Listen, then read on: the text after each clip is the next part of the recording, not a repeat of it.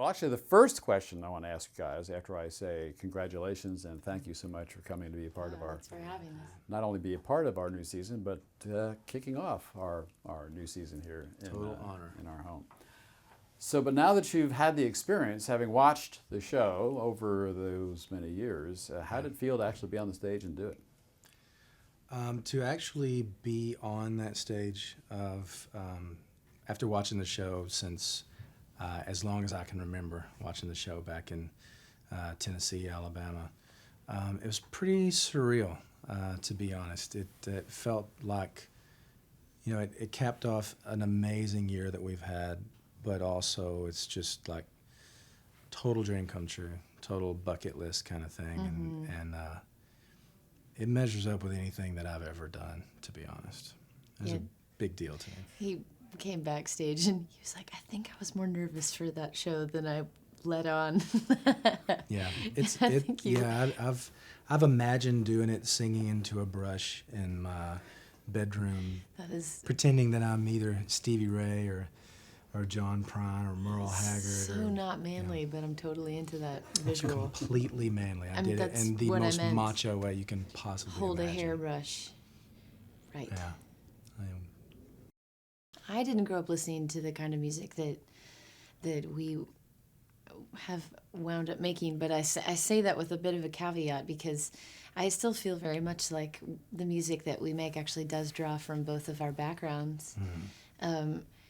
I come from more of a pop background, but was raised on lots of music that had multiple kinds of harmonies throughout it. I mean, whether it was the Carpenters or the Beach Boys or what have you. I mean, harmonies were always a really big part of the music that was playing in my house.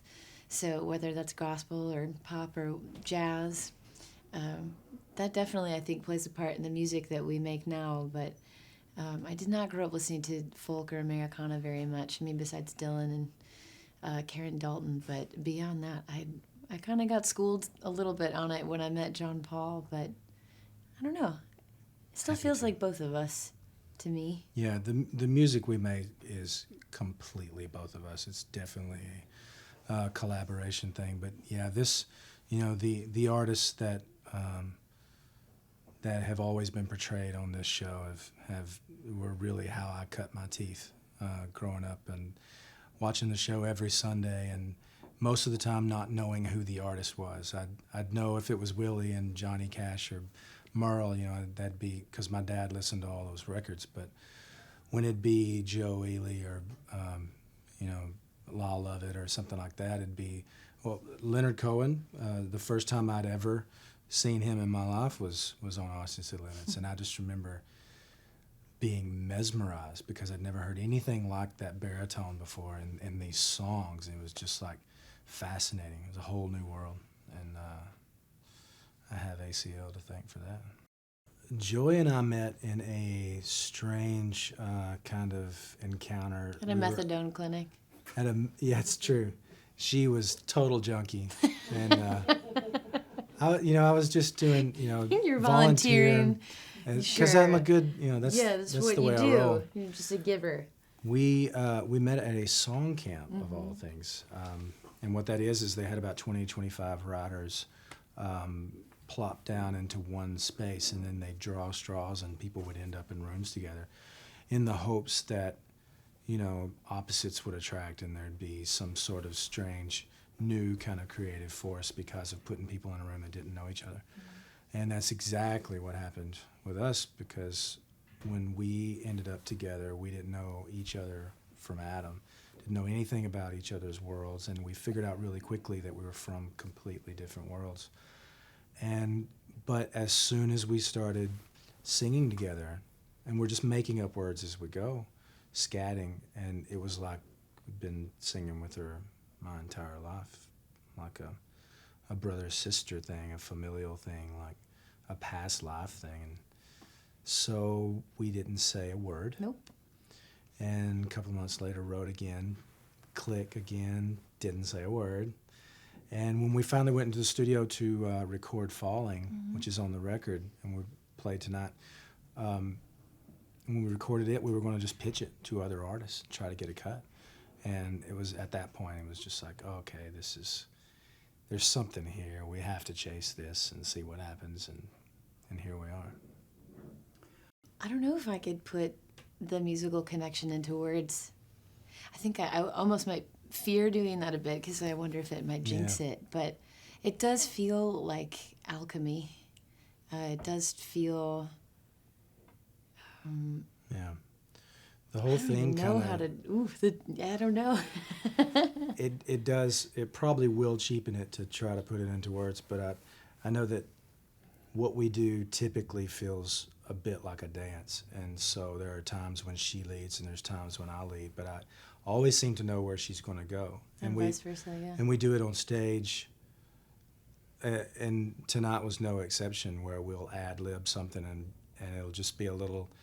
When we can look at each other and subliminally can tell each other things. Yeah, telepathy. There'll be a raise of an eyebrow or something. I'll know she's fixing to do something, or it'll happen and we'll just kind of wink like, "I got you." And I've sung, and so has she. We've talked about this. We've sung with, hundreds of other people, and it's never been that way. Who knows? The songwriting process is strangely so easy. I feel like I should knock on wood as soon as I say that, so as not to jinx future co-writes. But I mean, since the very beginning, there was a natural sort of twin speak that we seemed to have, and a similar sense for melody, a similar quest to beat that last line. To make it more visceral, to make it more honest, and without even actually having to talk about it. It's one of the most exciting things that I think that I get to do, that we get to do, is not only play live, but we get to sit down and create more. And that's something that we've been doing on the road here and there when we've had free time, which has been a little more limited, but initially it started out in my living room in Nashville. That was the bulk of where Barton Hollow, the album, was written, and just he and I and a guitar. And because John Paul lives 2+ hours away from where I live in Nashville, that commuting makes that time that we have together more of an intentional kind of appointment. So it normally starts with, whether or not it's planned or unplanned, it normally starts with just a conversation. John Paul normally has his guitar in his hand, and a conversation will back and forth a melody, or a melody will beckon some kind of emotion that we both start talking about. And we're good friends, so the sharing is easy, and the collaborating's really easy, and there's no ego involved in the process of writing, which is really refreshing. So I think we're more about writing the best song that we can that day. And instead of, we need to write a song that sounds like this, or you know what we need to like make this snappy. We've done that in the past. We did that in past lives, so to speak. So we're good. The day that we don't feel like we're connecting with each other and with an audience is the day we'll go home. Mm-hmm. We've got great families at home, and so we're at this place, in our careers where it's all or nothing, and we have to dearly love what we're doing, and that's not just because we need to as human beings, but in order for people to connect with what we're doing the way that they have over the course of this year, I think they pick up on it. I think they know that we dearly, dearly love what we're doing, mm-hmm. and we mean every single word we say and every note that we sing, and we know we're as good as our last performance, and so, we could not be happier doing what we're doing.